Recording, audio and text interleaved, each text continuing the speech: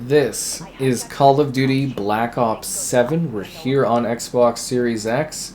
Be sure to like the video, subscribing is great as well. We'll be diving in and talking about this year's Call of Duty experience, which is coming hot off the heels of Call of Duty Black Ops 6.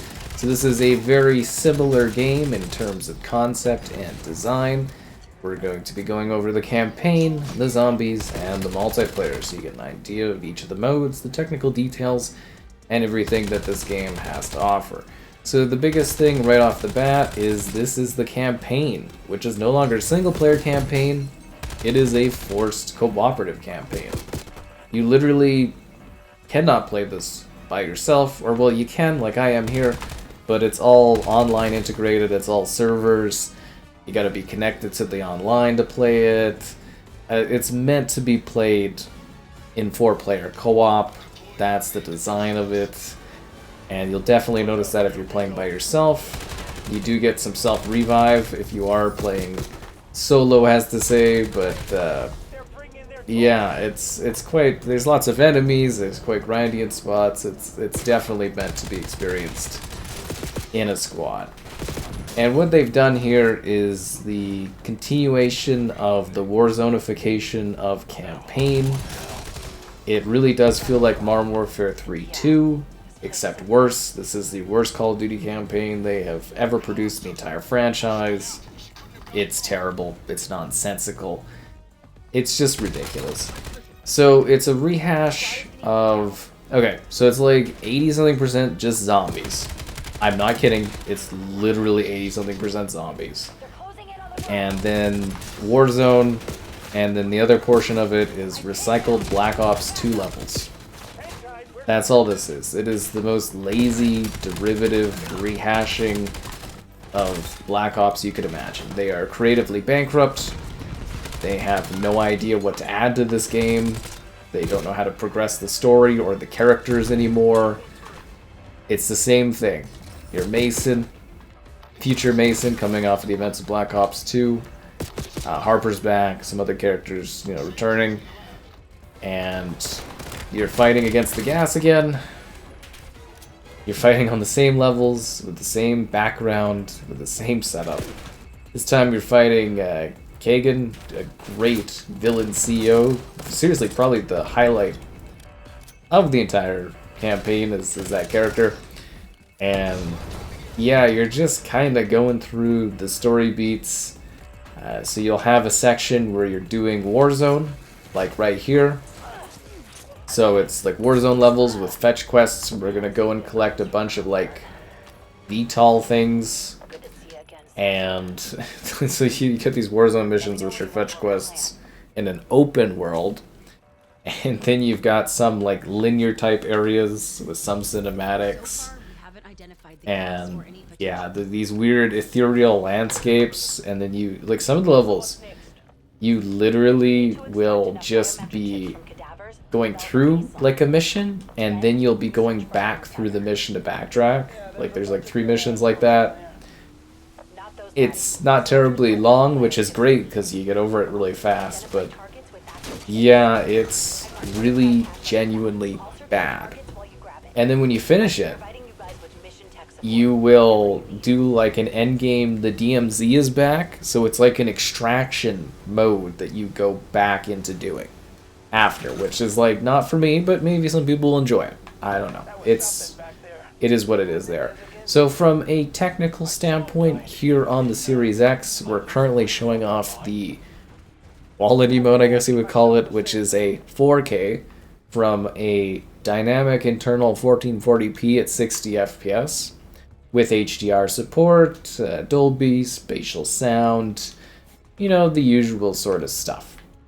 You can switch to third person at any point, and like say the campaign and stuff, just by pressing start and going switch. You have the settings here for graphics. We cannot turn on the 120Hz mode right now because you have to do that from the main menu. We will be doing that when we show off the multiplayer. Then there are quality options, Fidelity FX CAS if you'd like to, on-demand texture streaming options, motion blur settings.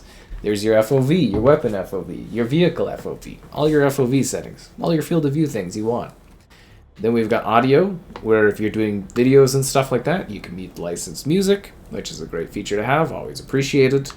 There is mouse and keyboard support or controller support, just like every other year. Now, this game does support more of an aggressive resolution scaling technology than we had in previous years. So if you did play this in like a different, like literally Black Ops 6, the way it handled the resolution scaling, it actually achieved higher native resolution. So it's kind of like the game itself is more technically demanding. So it is pulling from lower resolutions and stuff. It's a better picture and a better looking game, but it looks blurrier and fuzzier at times. But it is more impressive. And if you're playing the high frame rate mode, it is 4K from 1080p-ish. That is, yeah, 4K from 1080p-ish at 120 FPS, or up to 120 FPS. There we go. So that's what your settings are, and the 120 Hz mode is very blurry on Series X, so be prepared to see that when we kind of get to it a little bit later on. So jumping back into the campaign, like I was saying, it's a very nonsensical sort of story. It's not very good. Like, this is a lot of it. You're just doing Warzone. It looks like a really nice Warzone map. I look forward to playing it, but this is a lot of the missions. You're just literally doing fetch quest-like things. And then you're like, this isn't even like the flashback type stuff. It's just a mess. There's a boss fights. You fight like an 80-foot tall guy. There's group hallucinations, whatever that means. You fight a boss, a woods boss that's a giant zombie plant. That's a boss in the game. And it's just, it's stupid. A lot of it is really, really genuinely stupid. It is a new low for this franchise. And I don't, like, I kind of had, like, high hopes. The bar's really low in the series. Like, it really does make Modern Warfare 3-2's campaign look really, really great.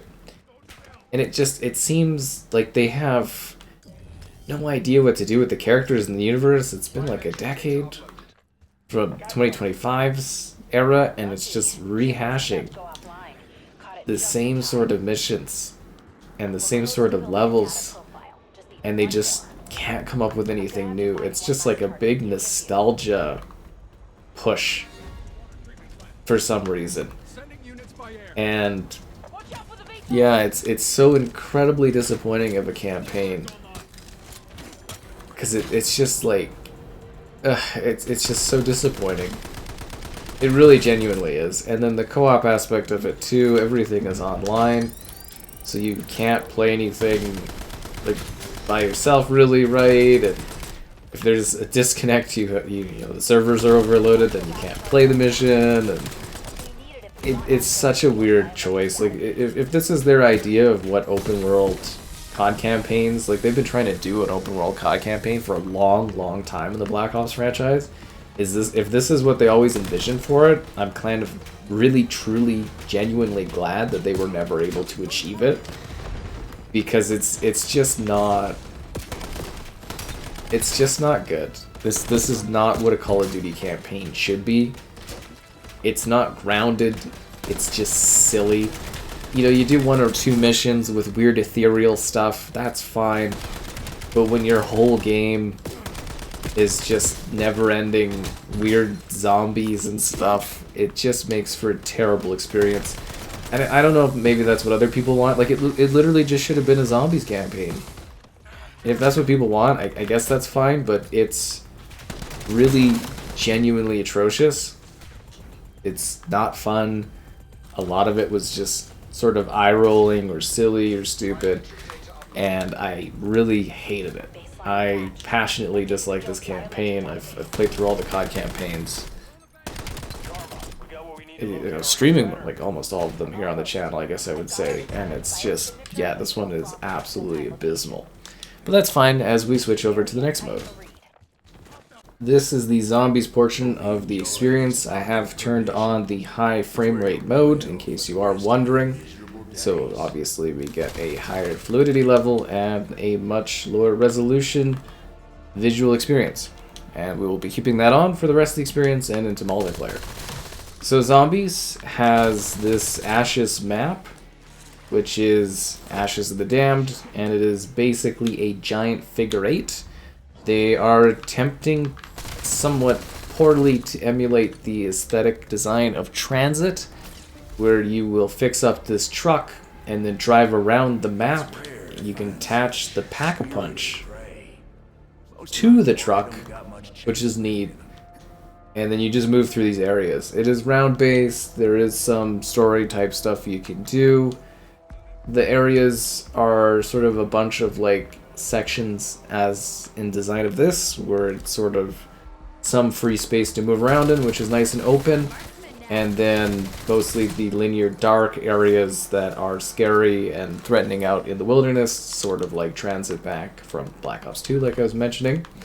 It's very much just taking the concepts and gameplay from Black Ops 6 and just applying it here into this one with a little bit more of a proper map, but it does feel as though it is a downgrade from what we've had. As I've been kind of mentioning, it's essentially just Warzone zombies again. It doesn't really seem to resonate with the older style. It's totally fine. I don't really have any issues with the zombies here. It's perfectly okay. It's just not a great map. It's sort of alright, kind of forgettable. And I think with more zombie maps it might be more interesting, but for zombies content it just feels a little lackluster compared to what we got from the previous zombies game, but I'm sure with content over time it'll be more interesting. I just don't think I'll be spending a whole lot of time playing this specific mode. Oh, I am absolutely not going to make it. I totally forgot about that.